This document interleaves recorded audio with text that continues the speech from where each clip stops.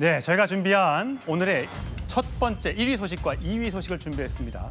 러시아에서 북한말을 쓰는 군인들이 발견이 됐습니다. 영상으로 공개가 됐습니다. 그리고 북한이 무인기 사진을 공개하면서 이거 남한이 열병시 때 보여줬던 바로 그 무인기다. 우리 영공을 침범했다라고 주장하면서 내놓은 증거 사진입니다. 자, 과연 북한의 속셈은 무엇일지 한번 지켜볼 텐데 먼저 서양인 군인에게 물품을 받는 젊은 북한군 모습을 보시겠습니다.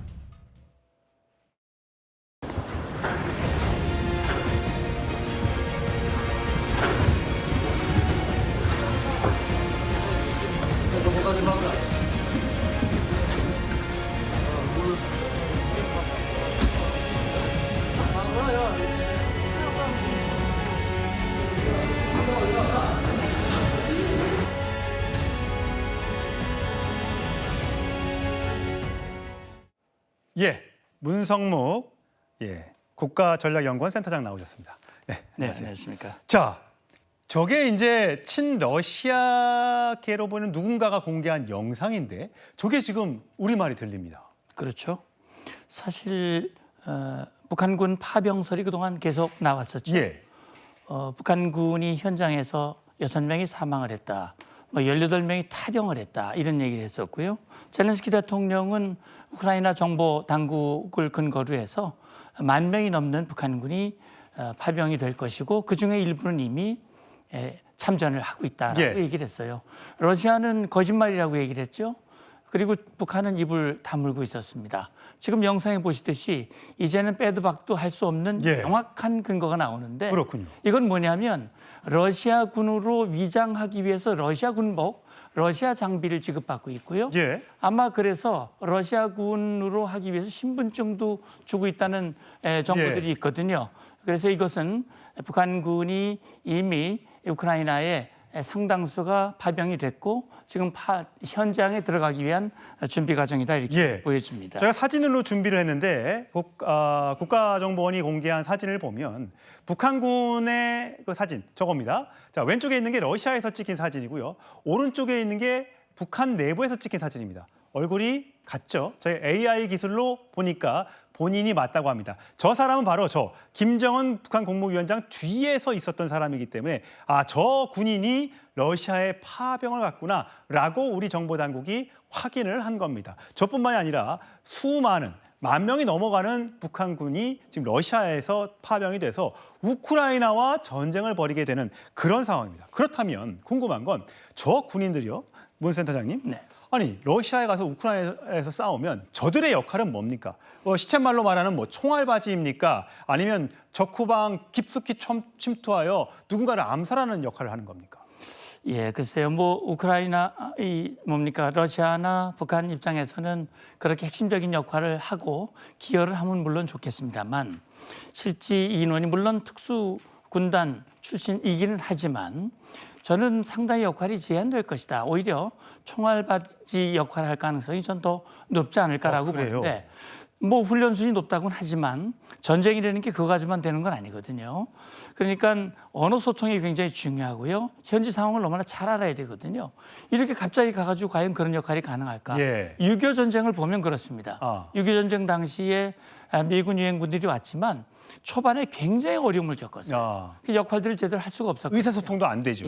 그런 점에서 봤을 때 지금 김정은도 굉장히 큰 모험을 하고 있고 푸틴도 병력이 급하니까 북한군 인원들을 들여오긴 하지만 과연 기대만큼의 결과가 올 것인가라는 건 좀 지켜봐야 될 것 같습니다. 자, 러시아에 파병했다고 알려진 부대는 11군단으로 폭풍군단으로 불리는 특수전 부대라고 합니다. 저희가 과거에 소개됐던 영상을 준비했습니다. 보시죠. 얼마나 많은 역사의 도전들을 짚으시며 힘과 혁명을 보이해온 붉은 정창입니까? 그 어떤 전투 정황 속에서도 맡겨진 특수작전 임무를 믿음직하게 원만히 수행할 수 있도록 정신육체적으로 전술 기술적으로 완벽하게 준비시키는 데 목적을 두고 진행됐습니다. 저 부대가 과거에 청와대 습격을 했던 김신조 부대가 모태라고 하는데 저렇게 많은 군대를 보냈어요. 그럼 북한이 러시아로 받는 거는 파병을 해서 뭐 월급을 받는 게 목적입니까? 아니면 다른 목적이 있는 겁니까? 전 김정은으로서는 굉장히 절박한 입장이라고 봅니다. 왜냐하면 러시아와 동맹 조약을 맺기는 했지만 이참에 완전히 빼도 박도 할 수 없는 푸틴이 김정은의 요구를 거절할 수 없도록 하기 위한 그런 계획으로 만들었다. 예. 다시 말하면 북한 군인이 러시아 참전을 해서 피를 흘렸다. 그러면 과거 우리 6.25전 당시 한미가 혈맹이 됐듯이 지금 북한과 러시아도 이제 일시적인 어떤 이해관계가 맞아서 떨어진 그런 것이 아니라 앞으로 오랜 기간 동안 혈맹과 같은 그런 것들을 통해서 북한의 필요, 특히 가장 다급한 것은 김정은이 원하는 이 핵무기라든지 또는 핵잠수함이라든지 이런 아주 핵심 기술, 그다음에 북한이 부족한 공군력이라든지 이런 부분에서 예. 푸틴의 지원을 받고자 하는 그런 의도가 굉장히 강하다, 저는 그렇게 봅니다. 예, 사실 뭐 핵 기술, 뭐 잠수함 기술 등등을 러시아로부터 넘겨받으려고 하는 것 아니냐라는 얘기도 있는데, 저 2020년 기준이고 2022년 기준이라서 약간 시점은 맞지 않습니다만 병력 규모로 따지면 러시아와 북한 전투기, 탱크 이런 규모가 있습니다. 러시아가 저 많은 병력을 보유하고도 우크라이나 전쟁에서 고전을 계속하고 있습니다. 아무래도 다른 나라의 침략 전쟁을 벌이는 데는 쉬운 일이 아닙니다. 과거에 우리 6.25 전쟁 때도 북한이 우리를 얕보고 들어왔다가 결국은 패퇴하지 않았었습니까? 그런 모습을 볼 수 있는데, 진짜 걱정은요, 아까 말씀하셨던 것처럼 이번 일을 계기로 우리가 너희를 도와줬으니 나중에 혹시라도 우리가 전쟁이 났을 때 우리를 좀 도와줘야 된다라는 것 때문에 간다면, 근데 과거에요, 6.25 전쟁 때 그 스탈린인가요? 김일성이 도움을 요청했었는데 3차 대전으로 갈까 봐 거절을 했지 않습니까? 대신에 마오쩌둥의 중공군이 밀고 내려와서 인해 전술을 폈고 순망치안이라는 말을 통해서 우리나라로 나와서 뭐 일사후퇴 이런 것들이 벌어졌잖아요. 그러면 그때는 러시아가 안 도와줬지만 이번엔 도와주겠습니까?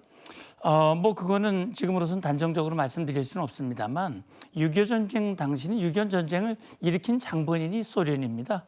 소련이 북한을 세웠고 그 소련이 북한을 매개로 한반도를 공산화시키고자 하는 예. 명확한 목표가 있었지만, 다만 소련 입장에서는 미국과의 충돌을 피하기 위해서 중공군을 끌어들여 가지고 뒤에서 이제 지원을 한 것인데, 앞으로 만약에 북한 내에 그런 상황이 벌어졌을 때 러시아가 참전을 해서 과거와 같이 지원할 것이냐 하는 문제는 앞으로 우크라이나 전쟁의 상황이 어떻게 전개될 것인가, 또 지금 푸틴이라는 저 독재자가 과연 언제까지 러시아에서 주도권을 가지고 예. 할 것인가, 여러 가지 변수들을 봐야 될 것 같은데, 어쨌든 우리로서는 최악의 상황을 염두에 둔 대비가 필요하다고 봅니다. 예.